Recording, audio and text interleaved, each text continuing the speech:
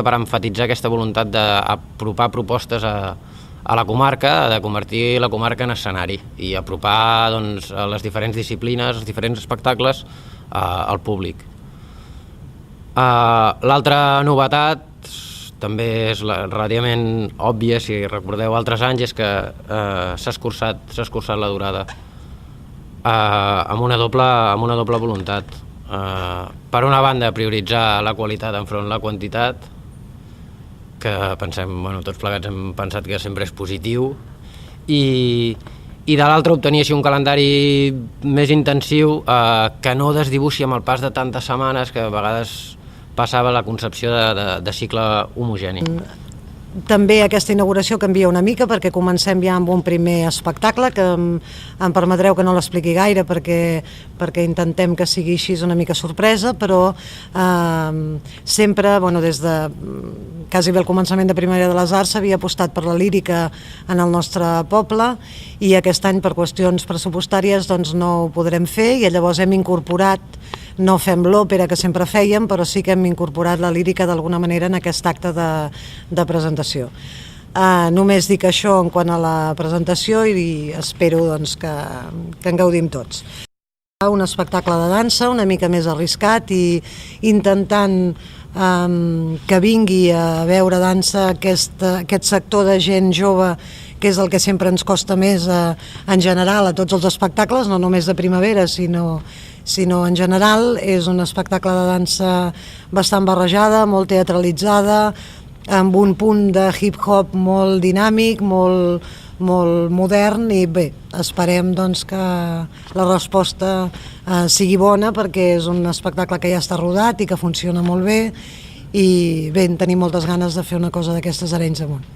El diàleg del piano de Manel Camp i del saxo de Llibert Fortuny pensem que és una combinació divertida que ens farà escoltar temes clàssics com la marxa turca,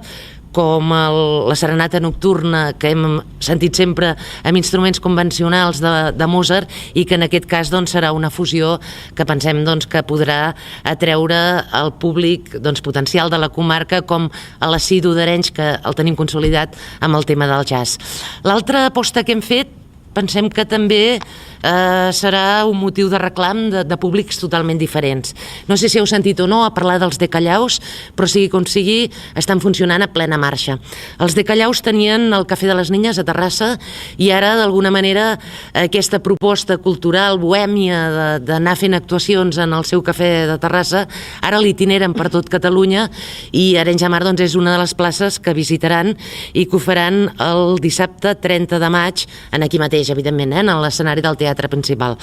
En aquest escenari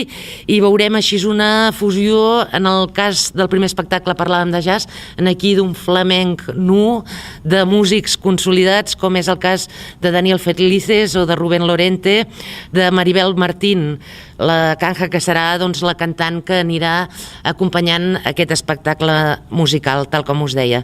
Un cafè que ens visitarà en Arenys de Mar i que pensem que també serà una aposta divertida i que ens permetrà també que el teatre el visitin públics diferents. Ja són 10 anys que hem vist moltes circumstàncies, la d'aquest any és diferent, ja hem dit que és un any difícil, però no és un any impossible, vull dir, és difícil però no impossible i per tant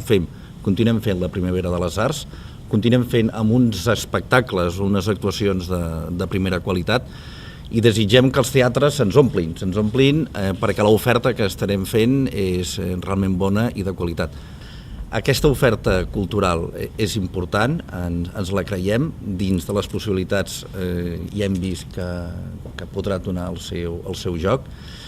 i esperem que es vegi compensat pel públic i per la realització.